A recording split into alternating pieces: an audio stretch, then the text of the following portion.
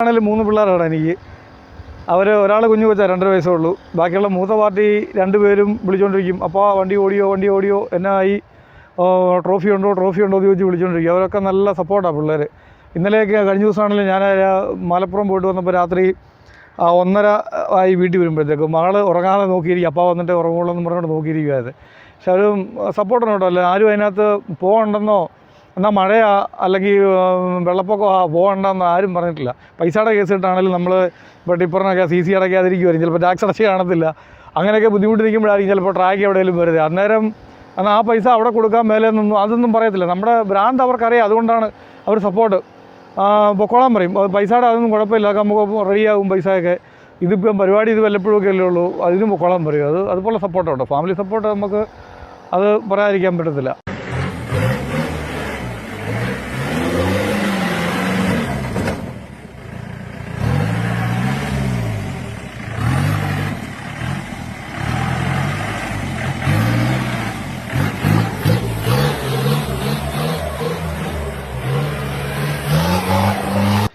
ആദ്യമായിട്ട് ട്രാക്കിലിറങ്ങുമ്പോൾ സത്യം പറഞ്ഞാൽ നമ്മൾ ഈ വഴിയെ ഓടിച്ചു നടക്കുന്നതും അല്ലെങ്കിൽ ലോറിയാട്ടി പാറമട വഴി പോകുന്നതുമുള്ള ഒരു പ്രാക്ടീസും കാര്യങ്ങളൊക്കെ ഉള്ളൂ. അതല്ലാതെ നമ്മൾ ജീപ്പുമായിട്ട് എങ്ങും പോയി പ്രാക്ടീസ് ചെയ്യുവോ അങ്ങനെയുള്ള കാര്യങ്ങളൊന്നും അധികം ചെയ്തിട്ടില്ല. ചെറിയ നമ്മുടെ ഇവിടെയുള്ള സാധാരണ സ്ഥലങ്ങളിലൊക്കെ ചെറിയ കുഴി അങ്ങനെ 4 വീലിട്ടൊന്നും ഓടിക്കുമോ, അതല്ലാതെ ഓഫ് റോഡിന് ഓടിക്കാൻ മത്സരിക്കാൻ പരുവത്തിനുള്ള രീതിയിലുള്ള പ്രാക്ടീസായിട്ടൊന്നും അങ്ങനെയൊന്നും പോയി ചെയ്തിട്ടില്ല കാര്യമായിട്ടൊന്നും.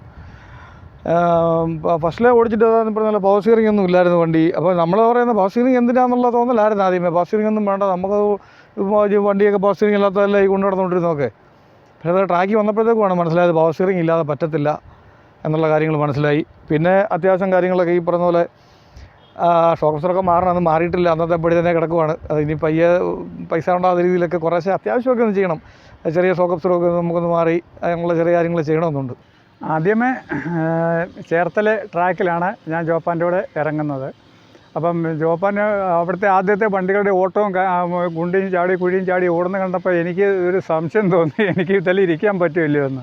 അപ്പം ജോപ്പാൻ എനിക്ക് ധൈര്യം തന്നു, ഒന്നുമില്ല ചേട്ടൻ തല മുകളിലിടിക്കാതെ ശ്രദ്ധിച്ചാൽ മതി, ബാക്കി ഒരു പ്രശ്നമില്ല.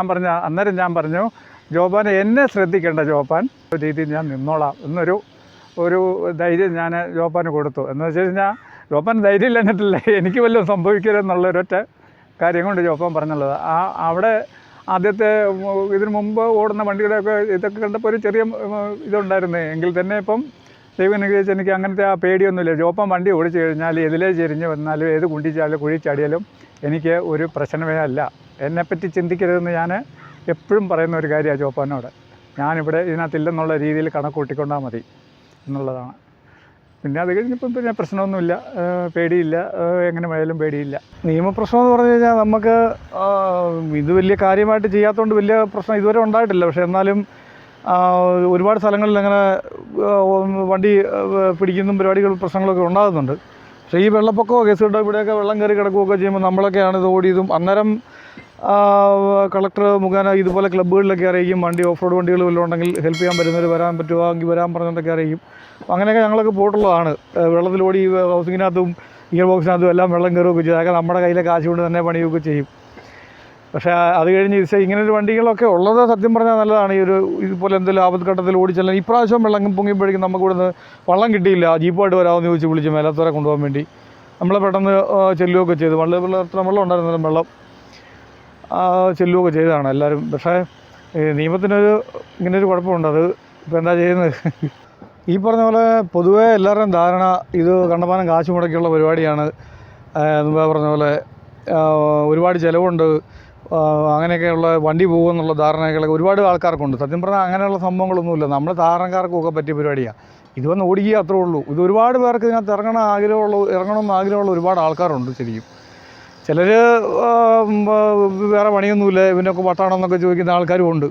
ചില ആൾക്കാരുണ്ട്, അവർ ആ ഒരു ചുറ്റുപാടിൽ കിടന്ന് ഉള്ള കറക്കവും മാത്രമുള്ള ഇതിനെക്കുറിച്ചുള്ള കാര്യങ്ങളൊന്നും അവർക്ക് വേറെ അറിയത്തില്ല. നമ്മളീ പറഞ്ഞ പോലെ കള്ളു കുടിച്ച് വെള്ളം വെക്കാനോ അല്ലെങ്കിൽ മറ്റുള്ള മയക്കുമരുന്നോ കൂട്ടുകൂടിയാലും പോകുന്നൊന്നുമില്ല. നമുക്കിതിപ്പം മഴയാണെങ്കിലും ചെളിയാണെങ്കിലും എന്നാ പ്രശ്നമാണെങ്കിലും ഈ ഓഫ് റോഡിങ്ങോ പരിപാടിയൊക്കെ ആണെങ്കിൽ അതങ്ങ് പോകും. അതാണ് ഇപ്പം സത്യം പറഞ്ഞാൽ ഏറ്റവും വലിയ ലഹരി അതാണ് നമുക്ക്. പിന്നെ ആരെങ്കിലും ഒത്തിരി പേര് വണ്ടിയുള്ള ആൾക്കാർക്ക് നമ്മൾ ചോദിക്കുന്നുണ്ട്, ഇപ്പോൾ ഇറങ്ങാൻ വേണ്ടി ഇത് എന്നൊക്കെയാണ് ചെയ്യേണ്ടത്, ഞാൻ അവരോട് പറയുന്നത് സേഫ്റ്റിക്കുള്ള സീറ്റ് ബെൽറ്റും ഹെൽമെറ്റും പിന്നെ റോൾ ഗേജും അടിക്കുക, വണ്ടി കൊണ്ടങ്ങോട്ട് ഓടിക്കുക, 4 ടയറും മേടിച്ചിട്ട്. പിന്നെ ബാക്കി ഓടിച്ച് കഴിയുമ്പോഴത്തേക്കും അവർക്ക് അവരുടെ സാഹചര്യം സാമ്പത്തികമൊക്കെ പോലെ വല്ലതും ചെയ്യാൻ പറ്റുമെന്നുണ്ടെങ്കിൽ ചെയ്യുക, ഇല്ലെങ്കിൽ വേണ്ട, ഇല്ലെങ്കിൽ ഉള്ള വണ്ടിയിട്ട് ഓടിക്കുക, അത്രേ ഉള്ളൂ. ഇതിപ്പോൾ ഞാനീ പറഞ്ഞ പോലെ ഞാൻ ഇതിനിട്ടൊന്നും ഈ പറഞ്ഞ കാര്യമായ രീതിയിൽ ഒന്നും ചെയ്തിട്ടില്ല. ഈ വണ്ടി ഇതിട്ട് തന്നെ ഞാൻ ആദ്യമേ ഇറക്കാൻ വേണ്ടി ചെയ്യേണ്ട കാര്യങ്ങൾ മാത്രമേ ചെയ്തിട്ടുള്ളൂ. അത് കഴിഞ്ഞിട്ട് വീണ്ടും വണ്ടിക്കിട്ട് അത് ഇതുള്ള പരിപാടി ഒന്നും ചെയ്തിട്ടില്ല. ആ കണ്ടീഷനിൽ 3-4 വർഷമായിട്ട് ഓടുന്നത് ആ കണ്ടീഷനിൽ എങ്ങനെ കിടക്കുന്നോ അതുപോലെ തന്നെ ഇട്ട് ഓടിക്കുകയാണ്.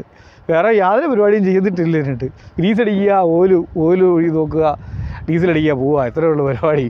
നമ്മൾ കൂടുതലൊന്നും പണിയുന്നില്ല. അതുകൊണ്ട് ആരെങ്കിലുമൊക്കെ ഇറങ്ങണമെന്നുണ്ടെങ്കിൽ വണ്ടി പോവും, അങ്ങനെയുള്ള ഇതൊന്നും വെച്ചിട്ട് നമ്മളിപ്പം വല്ല കള്ളുകുടിയോ മയക്കുമരുന്നോ അല്ലെങ്കിൽ അങ്ങനെയുള്ള എന്തെങ്കിലും കേസോട്ടൊക്കെ പോകണം, കാശ് ചിലവാകുകയൊക്കെ ചെയ്യുന്നത്.